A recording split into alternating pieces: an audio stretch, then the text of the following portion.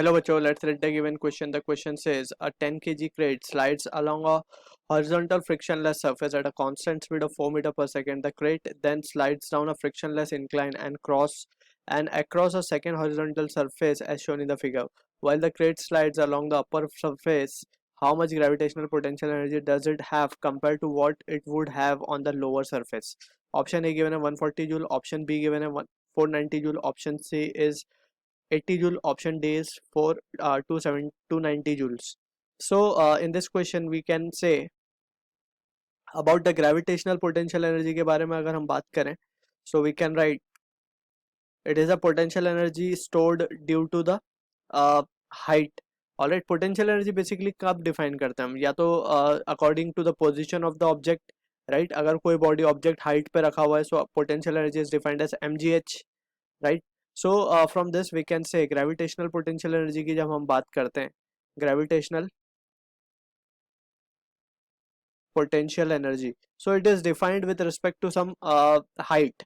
यानी कि हम अगर ground surface को reference मान लें और reference को we consider the potential energy to be a zero, ठीक है ना, and object is placed at some height h, ठीक है, so this will possess the kinetic energy, the potential energy which is given by the formula mgh, right? अब ये जो mgh है, this is the final potential energy. So basically अगर हम कहें, so initially it was zero. कब zero लिया हमने, उसको रेफरेंस पे जीरो माना है, ठीक है. Potential energy at this ground level is zero, so at height it will be mgh. तो दोनों का difference will be what, mgh only. तो पोटेंशियल एनर्जी डिफाइंड एक्चुअली में नहीं है, just it is defined as a change in potential energy, right. So हमें एक को रेफरेंस लेना पड़ता है. From this point of view also we need to understand gravitational potential energy कैसी या ग्रेविटेशनल फोर्स जो इसके ऊपर लगता है ऑब्जेक्ट के ऊपर, that is its weight mg in the downward direction, ये कैसा फोर्स है? It is a conservative force. Conservative force का मतलब ये है कि it is independent of the path, right. कोई भी रास्ते से मैं इस ऑब्जेक्ट को ऊपर ले जाऊं, चाहे फ्रॉम दिस वे या हम सीधा ले जाएं इसे, this is the second way, और इसे हम टेढ़ा मेढ़ा करके यहाँ से ले जाए थर्ड वे. सो तीनों ही केस में we can say the answer will be mgh only because it is independent of the path, क्योंकि ये कंजर्वेटिव फोर्स है, right. So that we need to be clear with non conservative forces के लिए that depends upon path, जैसे कि frictional force, ठीक है ना. So this is the basic understanding we need to keep. अब इसी प्रिंसिपल को यूज करते हुए we will try to answer the given question. अगर हम इस ग्राउंड सरफेस को इनिशियल पॉइंट मानते हुए इसे हम रेफरेंस मान लें, तो यहाँ पे हम क्या कहेंगे, initially potential energy is zero, ठीक है ना.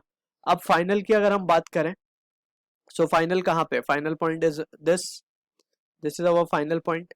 यहाँ पे पोटेंशियल एनर्जी क्या होनी चाहिए, यहाँ पे पोटेंशियल एनर्जी होनी चाहिए mgh. और अगर इनिशियल और फाइनल की हम हाइट देखें, सो हाइट क्या है हमारी, height is 3 metres, alright.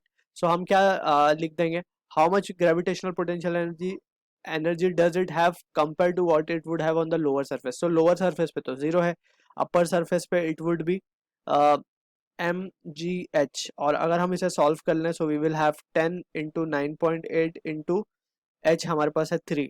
So this value comes out to be 98 into 3, जो कि होता है 294 जूल.